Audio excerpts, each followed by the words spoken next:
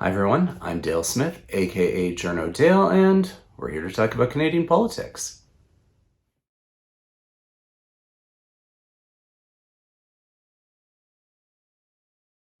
All right, we're here with Carleton University's Philippe Lagassé, and I figured we'd have a quick chat about the Poseidon aircraft that we just procured.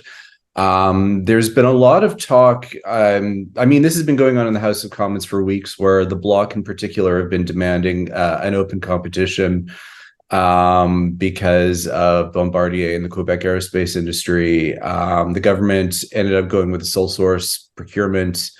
Bill Blair kind of saying it was this or there was no other existing aircraft. So I figured Phil is the expert here in procurement. So I thought I'd get some thoughts from Phil. Thanks, Dale. Good to see you. Yeah, you too. What are your initial thoughts on what we've heard? I thought it was an interesting announcement. Obviously, as you point out, the government put quite a bit of emphasis on the fact that this was a currently available aircraft, and I think that says a lot about the process that was followed and why it was followed the way that it was. As the government kind of hinted at in its initial briefing, there's something within those requirements or within the project that said, look, the CP-140 Auroras, which are our current maritime patrol aircraft, are coming to their expected end of life in 2030. They're already having difficulty with the threat environment that they're in, and therefore there's no time within that context to consider developmental designs. And we've done a quick market analysis here. We did a request for information from competitors, and we had it validated by a third party. And all that leads us to the conclusion that if you want new aircraft by 2030, a new capability by 2030 to meet the threat environment and to avoid the Auroras being operating beyond their life, you had to sole source the P-8. Okay. There's part of this was talk about vaporware, which is, I guess, the term used for the non-existent aircraft that companies like Bombardier have been saying, yeah, we can totally build this, even though I would say their track record with the C series leads me to have some doubts. I guess just explain to me, I guess, this notion of vaporware and why it's something we need to think about in these kinds of contexts. So I think there's a few things to say. The first one is, and I just want to kind of be clear about this, right? There's a notion out there that we only hold competitions with existing aircraft or existing platforms, and that's not really true. Okay. So the first thing I would pause and say when people say, well, there was no possibility for a competition because there was only one currently available aircraft. That's true in this case, obviously, because there was a requirement in there saying, in all likelihood, I don't know, but there was likely a requirement saying it has to be available by 2030. It has to be fully operational. It has to be military off the shelf, whatever it is. Yeah. You're going to have a lot of other contexts where you do want to have a wider range of options. And you're going to say, okay, we will consider currently available platforms alongside developmental designs or whatever it is. We're not going to preclude that because either we want something that we want a novel approach in some cases, or we want to consider a novel approach, I should say. We recognize that there's nothing currently available that is going to meet the future threat environment, or we just want to ensure that we have a full kind of sense of what's in the realm of the possible. So having a developmental aircraft or a developmental platform in and of itself does not preclude you competing. Okay. So, similarly, I've seen too many people say, oh, well, if you wanted a competition, you'd end up with the developmental aircraft. It's a leap in logic, right? Yeah. Just because you're saying, okay, you can hold the competition between existing and developmental, it doesn't mean that you're going to go for the developmental, right? So I also want to take a pause. A lot of people have been kind of throwing this criticism out there, and it's a bit of a canard. It's not saying you have to go for the developmental. Now, okay, all that said, the Bombardier situation. So if you're Bombardier, you're going to say, look, our Global 6500 is used for airborne awareness. It's used by the U.S. Army. It's used by Saab and sold to many European countries. So it is playing military roles. So it's got the C4ISR bit kind of squared away. So the command control, intelligence, surveillance, and reconnaissance role. And they're going to say, we can modify it further still to make it a maritime patrol aircraft. And they've partnered with various other companies in making this case. Of course, if you're the Canadian military, you're going to take a look at this and you're going to go, well, what is the likelihood that you're going to put that you have the weight capacity for things like the torpedoes that we need, or the other types of weaponry that the platform needs? And in the ministerial briefing that came out, they also said, hinted at, again, it'd be nice to have more information here about the weight capacity of the aircraft, right? They're saying, well, right now, you need in order to have a proper survivability of the aircraft, you need to have a certain capacity to carry a certain amount of weight. And we kind of assess that the P-8 is the only one that can do that. So all this to say, it's not that you don't want to preclude developmental designs in all situations. Right. Some cases you need them, and in some cases they're somewhat inevitable. In this particular case, a judgment was made that the time and effort it would take, in all likelihood, for Bombardier to modify the 6500 for it to do this specific role, it was not impossible. I don't think anybody said impossible. I think ministers were quite clear about the fact that the problem was the time it would take to get there and the risk, right? So you're right. In this context, when you have an aircraft that's coming to the end of its life, and you know that it needs certain things on it, and you're not going to, they judged that it wasn't worth holding a competition because the likelihood that the competitors could get there in time was really not in the offing. Okay.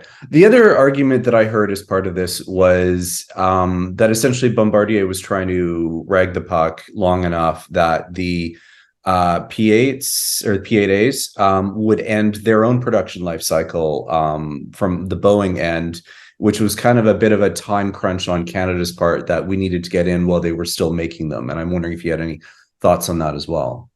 Yeah, I'm of two minds about that. I think so first off, I do suspect that the supposed end of the P-8 production line likely played into Canadian decision making. Okay. Where there was concern that if we don't move soon, or if we take too long to hold a competition, then there's a risk that Boeing will simply wrap up the P-8 production line. Now, let me say this. In 2010, 2012, everybody was assured that the Super Hornet production line would wrap up. To the best of my knowledge, the Super Hornet production line is still going. Okay. So you always have to take this with a little bit of grain of salt. All right. I think would Boeing have walked away from a $10 billion contract because we're done here. We're not going to make any more of these. Now, I think what the ministers said, which was kind of also true, or at least some of this kind of filtered out, was the cost of convincing Boeing to keeping it open, or that Boeing would likely charge you a premium if they had to kind of extend this thing, which is also a possibility. But there's a bunch of things you don't know. Would other countries have made orders in the meantime? There's all these factors. All that said, I sympathize, right, with the decision that ministers were presented with, that the cost and risk, and the risk that Boeing would wrap up the line, then you would be stuck having to buy some kind of developmental aircraft. And given the state of the Auroras in their view, this would become a problem. So I think it factored in. Now, would Bombardier have been deliberately ragging the puck? Maybe, but that depends again on whether or not we take Boeing at its word that it was just going to walk away in 2026. Okay. All right. And I guess the last question I have is just, you had written a piece in the Globe and Mail about the need for the government to be more transparent about this. I guess, how would you evaluate how transparent they have been? I mean, Minister Blair did the rounds this week and talking about why they chose this aircraft, and why was this or basically nothing that was existing. Was that transparent enough, or What more do you think the government needs to do? I think the messaging this week made a little bit more sense and it was a bit clearer. And they stuck on particular things, which helped make the case.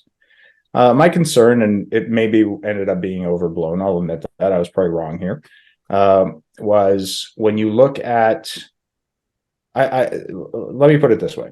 Okay. Trust in Canadian defense procurement is a very rare commodity and it's very fragile. Okay. Right. And we've reached a point now after, a couple decades of some really tense debates around Canadian defense procurement, where a degree of trust has been reestablished, certainly between the government and the forces and within the wider community.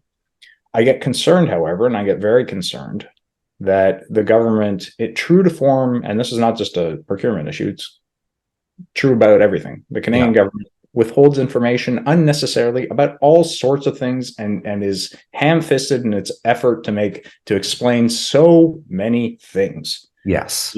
The kind of attitude of, we just know better, don't ask too many questions, and we're just going to hope that this flies and, that there's no problem. So you get a lot of that. And I was concerned, looking at the horizon, saying, okay, something in the communication strategy has not come together well, because you have two provincial governments kind of coming out and saying, compete this thing. And even more troubling to me was the fact that the Standing Committee on National Defense said, compete this thing. And you have all three opposition parties on that committee coming out and saying, we think this should be competed. So there seems to have been some lack of convincing argumentation on the government here. Now, in this case, it looks like the Conservatives aren't going to make an issue of it. So it probably won't have traction in the election. Yeah. But what if they had, right? What if the Conservatives have said, look, we're going to fold this into our larger kind of workers agenda, and we want to gain seats in Quebec as well. And therefore, we're going to make a big deal of this, right? Because it's important. In that kind of case, I think this is one of those instances where this is good practice. Right. It's good practice for you to say, OK, how do we message this? How do we explain things when it comes to Canadian defense procurement in a way that, you're able to convince members of the standing committee, or you're able to convince them that what you're doing is the right course of action. Now, and in asking people to be transparent, you're not saying they're wrong. You're not saying that it's a bad decision. You're not saying that, it's somehow they have something to hide. You're saying, even educated observers have to kind of figure it out, like read the tea leaves and be like, what's likely going on here? Right. Yeah. And the tendency in the Canadian government, when it comes to just about everything, but national security in particular, just, think that the best approach is to just plow ahead, break through the criticism, and hopefully everything turns out okay. I don't think it's a good course of action. In this case, it'll probably be okay. But what happens, if there is an Auditor General's report that comes out and says, what the hell? Like, this didn't go as well as it should.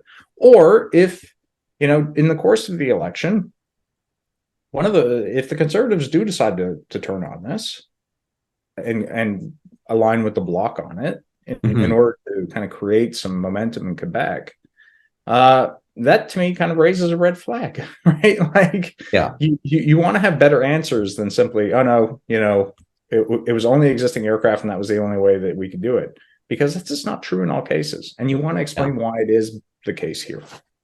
Well, we all know that I have a particular bugaboo about this government's belief that when you're explaining, you're losing, so they never explain. So, no, well, if I can be blunt, they don't explain and they're losing. So, I mean, I don't know, like at one point you're going to have to change this tact. And I wouldn't even ascribe it solely to this government. I'm going to go a step further and say the bureaucracy in this country is just so wedded to its belief that our secrets are super secret. Yeah. And that, you don't want to tell people too much because they might misuse the information. Like, there's a certain lack of trust and maturity in the Canadian population, right? To be able to deal with these problems. And in this case, probably going to be okay. In other cases, it's not. And you're better to practice and learn how to better explain things like requirements. Yeah. Things like, okay, there's a way to explain. There's a reason that the Canadian government works with something that's called high level mandatory requirements. They're high level, they don't get into detail.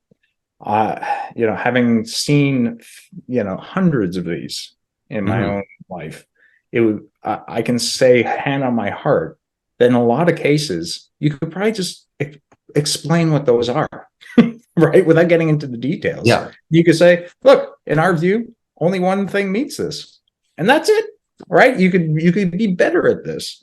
And similarly, when it comes to the threat environment or whatever it is, look, we need to, how long did it finally take us to identify Russia and China as threats? Like, we're always so far behind the curve on this stuff. And, eventually we're going to have to learn to actually trust the Canadian population with more information. Yeah. Yeah. All right. Well, thanks so much for taking the time to walk us through this, and we'll do this again soon. Thanks, Dale. All right. And that's everything for this week. Join us again next week for some more Canadian politics. I'm Dale Smith. It's at journo_Dale on Twitter and journodale_no_ on Bluesky. And don't forget to like the video, share, subscribe, and support us on Patreon. Thanks, everyone.